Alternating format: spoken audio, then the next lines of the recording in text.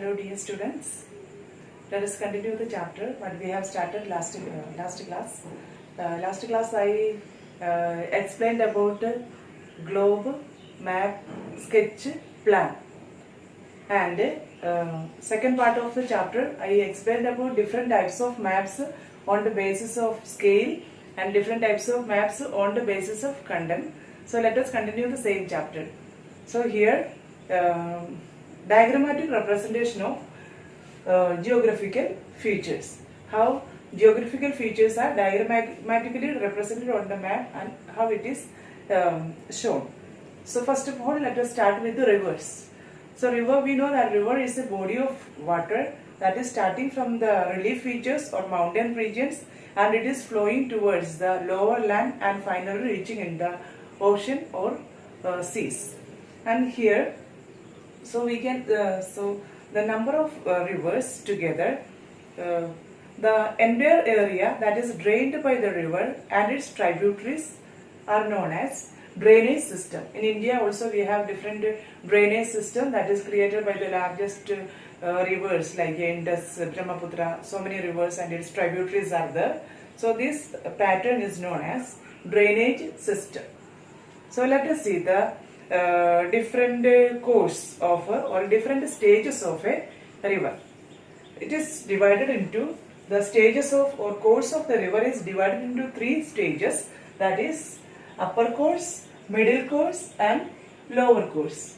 In the upper course, when the river is flowing, we know that these rivers are starting from the mountain regions, and when it is flowing to the downwards or to the lower lands or plain areas, it is flowing very swiftly or very fast, and V-shaped valleys are created.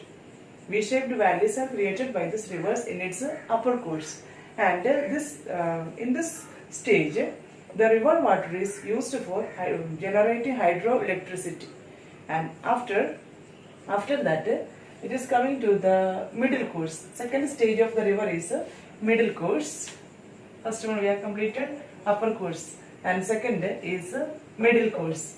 Middle course, in this stage the river when starting from the high mountain region, again reaching to in the middle course the rivers reach into the plain areas, and when it is reaching in the plain areas or plain lands, this rivers creates S-shaped loops in this way. Middle course, the rivers may flow in this way, like very swiftly, very leisurely, we can say. Very leisurely it is flowing, and S-shaped loops are created by the rivers, and this shape is known as meanders. So in the middle course, rivers create meanders. This is known as the shape of the river in the plain areas. When it is reaching the plain area, rivers move very leisurely and forms S-shaped loops, which is known as, this shaped river is known as meanders. Meanders. And oxbow lakes are also created by the rivers. That is, oxbow lake is it is created by the river only, and river is leaving its one part of the water body, and it is joining and flowing in its own way, and a lake is left behind. Its feature is known as oxbow lakes. So in the middle course, rivers create oxbow lakes and meanders in this way. That is, rivers move very leisurely and S-shaped loops are created by the rivers in its middle course.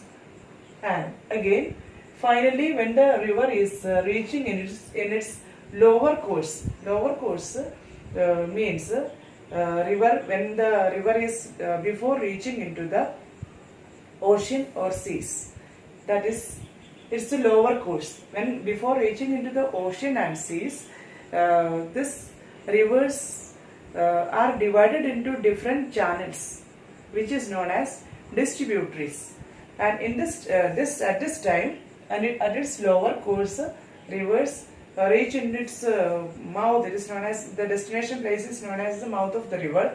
So before reaching into ocean or seas, it is splitting into different channel, which is known as distributaries. This happens because of the silt and sediments carried by the rivers, and this silt sediments carried by the rivers are left behind, and because of the silt and sediments the main river channel is blocked, and it is splitting into different channels, and finally it is reaching into the ocean. So in the lower course, and one more feature is created at the lower course of the river, that is delta. That I will be just telling you what it is. So we are studying the diagrammatic representation of geographical features, starting with the rivers. Three different stages of rivers are upper course, middle course and lower course. In the upper course, okay, before that I did not mention the three different terms of river. I said what is a drainage system, and the river, the place where the river is starting. I wanted to mention this before, but I just tell you, these are the three terms that is related with the rivers. From 6th class to 10th class, you will always listen. Whenever you are studying about rivers, you will have to understand these terms also. The source of the river, three terms are used, that is source of a river. First of all, the source of the river. Source of the river means from where the place where the river originates is known as the source of the river. After that, it's different stages. Then mouth of the river. These two terms you will have to remember. That is source of the river. Mouth of the river means where this river water ends. That is usually ocean or seas. That where the river starting, that is mountain regions or hill areas or relief features. This is known as the source of the river.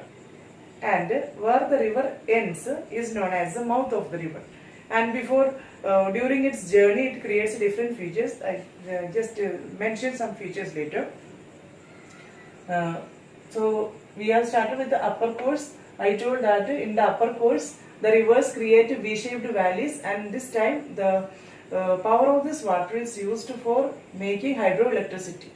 And reaching into the middle course, the rivers reach into the plain areas, and this time rivers move very leisurely, and S-shaped loops are created by the rivers, and oxbow lakes, lake with a particular shape is formed by the rivers in its middle course. And after, when we are going further, it is lower course. Lower course means this rivers are just reaching its destination, or mountain, oceans or seas. That is in the lower course. In the lower course, before reaching its destination, that is ocean or seas, this river is divided, splitting into different channels, and finally reaching into the ocean. So before that, deltas are created, and this river split into different channels, which is known as distributaries. So what is distributary? I just mentioned later. So these are the different stages of a river: upper course, middle course and lower course. Then let us see what is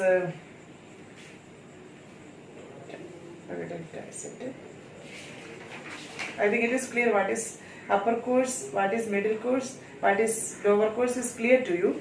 Let us just see features formed by different stages of a river.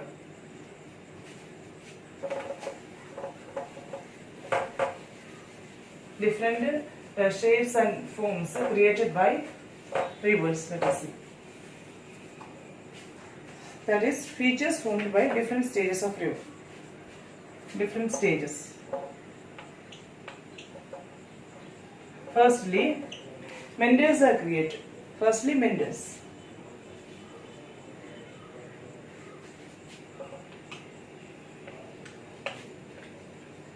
So I just mentioned what is meander.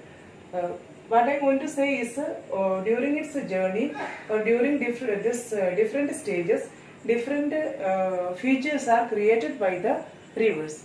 First one is meander. That is created. Meander is created by the river in the middle course. In the middle course, when it is reaching in the from the mountains, when it is reaching into the plain area, these rivers create S-shaped loops, and it is flowing very leisurely, and S-shaped loops are created, which is known as meander.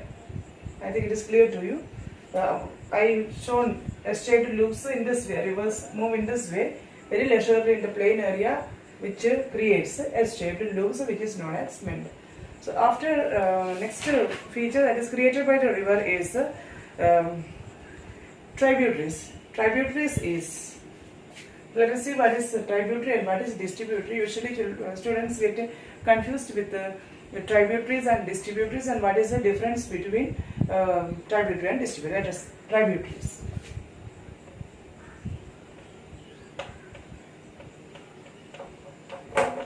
Tributaries.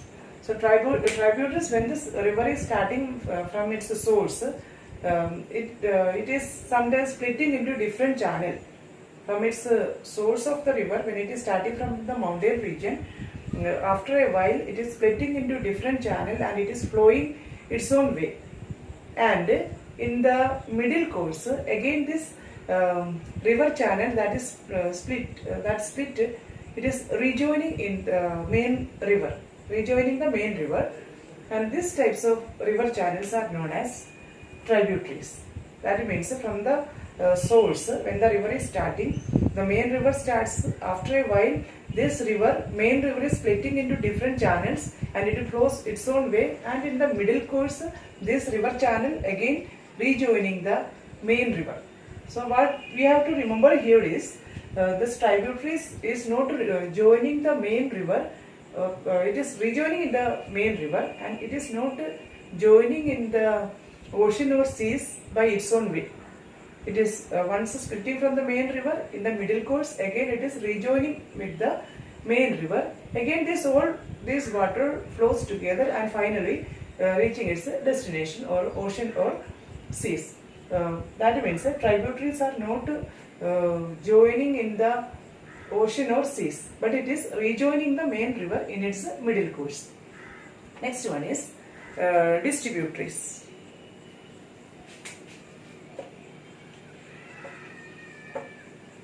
Distributaries. Let us see what is the difference between this tributaries and distributaries. So in distributaries, in this case, in the lower course, so we have seen the three different stages: upper course, middle course and lower course. And in the lower course, distributaries are formed. Lower course, when these rivers are just before reaching in the oceans or seas, because of the silt and sediments carried by these rivers, its way is blocked. So the main river split into different channels, and it is in its own way it reaches in the ocean or seas. Here we have seen a tributaries splitting from the main river in its upper course, and these rivers are rejoining the main river in its second stage or in the middle course. It is rejoining. This tributaries are not flowing its own way and reaching into the ocean, but it is rejoining the main river system. But in the case of distributaries are found in the lower course and just before reaching in the oceans or seas. These distributaries are created because of this reason, because of the silt and sediments that is carried by these rivers during its journey. It is because of this heavy amount of sediments, it cannot reach into the ocean. So it is splitting into different channels, which is known as distributaries. And this distributaries are not again rejoining the main river. It is flowing in its way. It flows into the destination or oceans or seas. That is the difference between here. Tributaries are rejoining the main river, but the distributaries are joining in the oceans or seas. It is created because of the silt and sediments carried by the main river. So let us see now. Distributaries completed. I think it is clear to you what is tributaries, what is distributaries. And one more thing is that, one more feature is that is delta. Meanders, tributaries, distributaries. After that, let us see what is delta.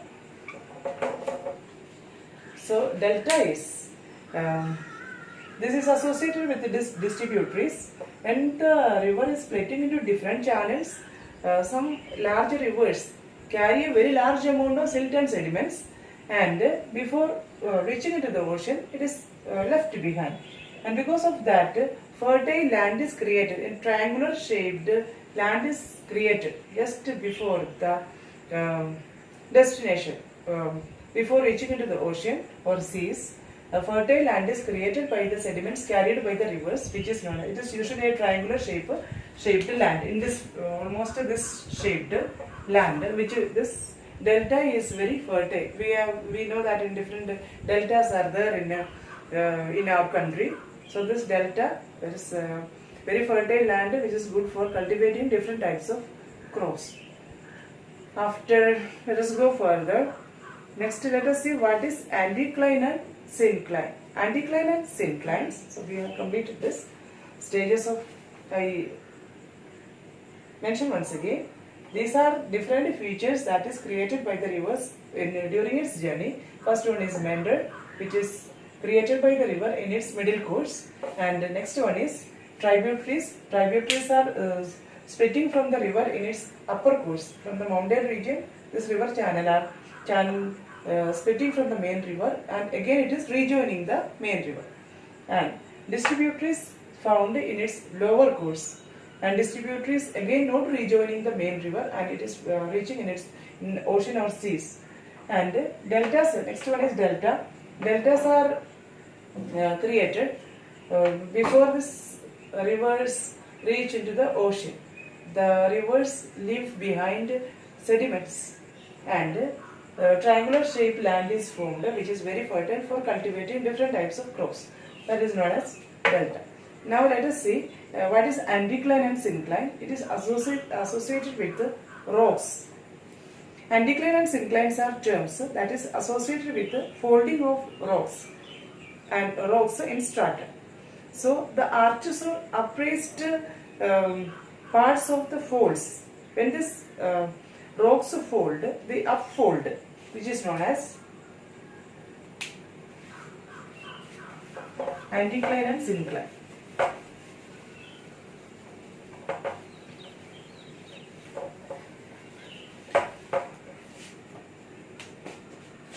Anticline and syncline.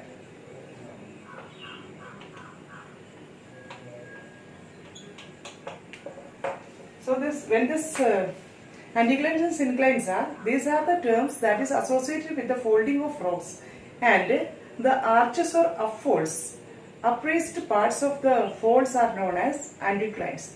When this folding takes place, this rocks of folds takes place. In your book there are some diagrams given, so you can just go through and it will be clear to you what is anticline and what is syncline. So the reverse folding takes place in this way sometimes, and here syncline, this part is not okay. Now what I am explaining is anticline.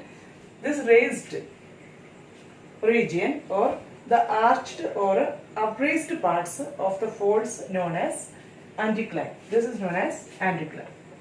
It is associated with the rocks. Folding takes place, and this upraised parts of rocks, which is known as anticline.